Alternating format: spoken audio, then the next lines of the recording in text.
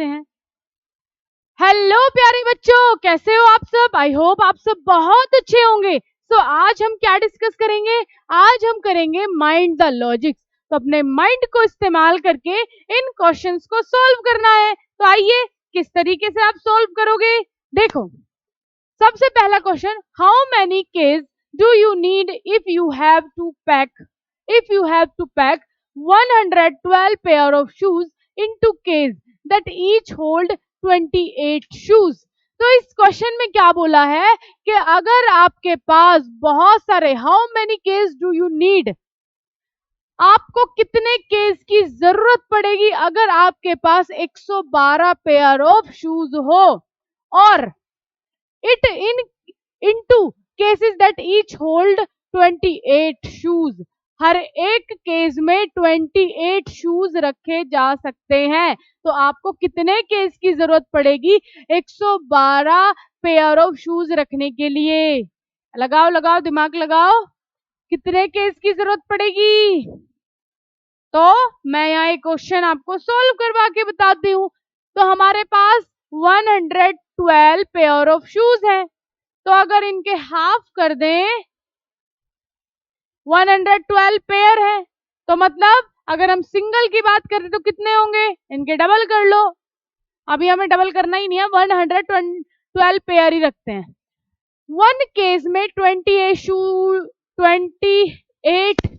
Shoes आते हैं, correct. चलो, अब यहाँ पर ये पेयर में है, अब इनका हम डबल कर लेते हैं। 2 2 जा 4, 2 1 जा 2 और 2 1 जा 2। एक केस में अगर 28 शूज आ रहे हैं तो कितने केस में इतने शूज आएंगे? तो आप कैसे हिसाब लगाओगे? बोलो बोलो, जल्दी बोलो बेटा, थोड़ा सा दिमाग लगाओ और बताओ मुझे कितने आएंगे। तो सिंपल और सीधा आंसर आप निकाल सकते हो। अपने पास 112 पेयर थे, अगर हमने सिंगल शूज देखा तो हमारे पास टोटल कितने शूज हुए? 224 शूज हुए। और यहाँ पर एक केस में 28 शूज आ रहे हैं। तो हाउ मेनी केस, कितने केस और चाहिए जिसमें हमारे 224 शूज आ सके? तो आप सिंपल ऐसा भी कर सकते हो, 28 डिवाइडेड बाय 224 कितना होता है? 8। तो हमें एक केस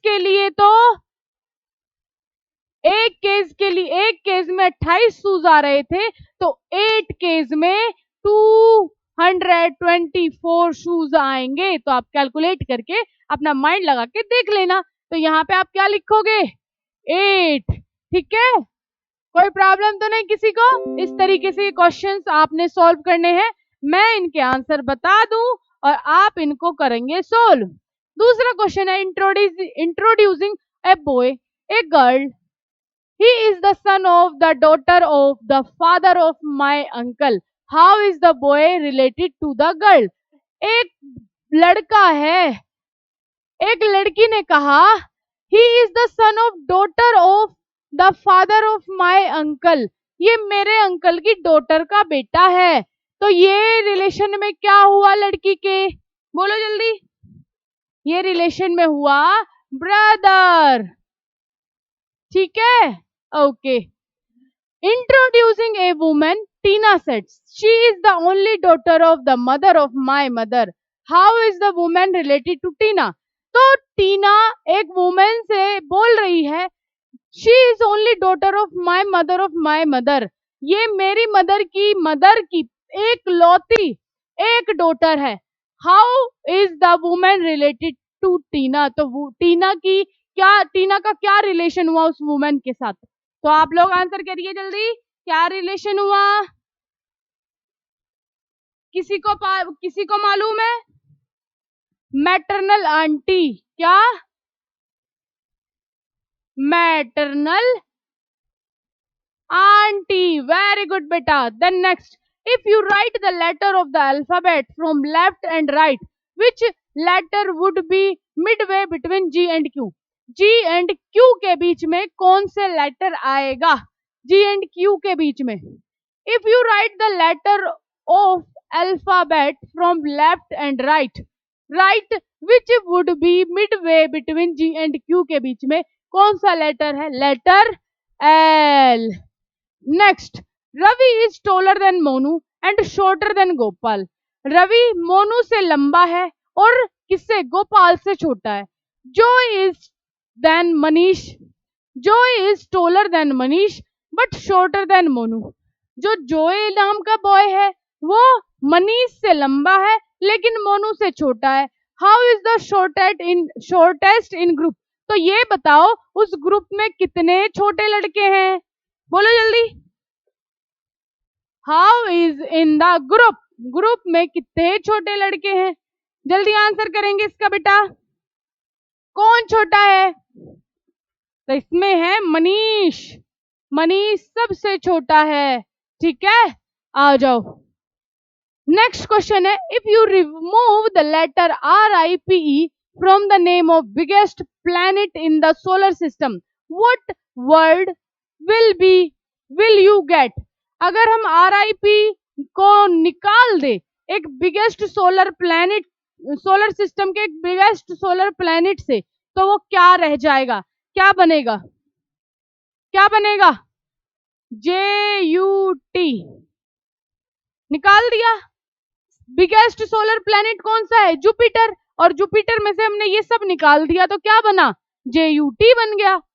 फिर आया I have 6 in one place, I am greater than 60 but less than 67, what number I am? ये कह रहा है कि I have in one place, okay, I am greater than 60, मैं 60 से बड़ा हूं लेकिन 67 से छोटा हूं, तो मैं कौन हूं? तो मैं कौन हूं बताओ? मैं हूं 66। यहां पे लिख दो 66। Then 8, if the name of the month of year are arranged alphabetically, which month will come just after July? कौन सा मंथ जुलाई से पहले आता है? तो जुलाई से पहले कौन आता है? जून आता है। Next, Arun has favour crayons that than Amit but more crayons than Manoj. Who has the फेवेस्ट crayons? किसके पास फेवेस्ट crayon है? मनोज के पास। ठीक है, तो थोड़ा सा दिमाग का इस्तेमाल करना और इनको आप खुद से एक बार रीड आउट करके खुद ये फिल करना, मेरे में से मत देखना। ठीक है, खुद से फिल करना तो आपको बहुत बड़ा इजीली आ जाएगा ये लॉजिक्स। ओके बेटा, थैंक यू सो मच।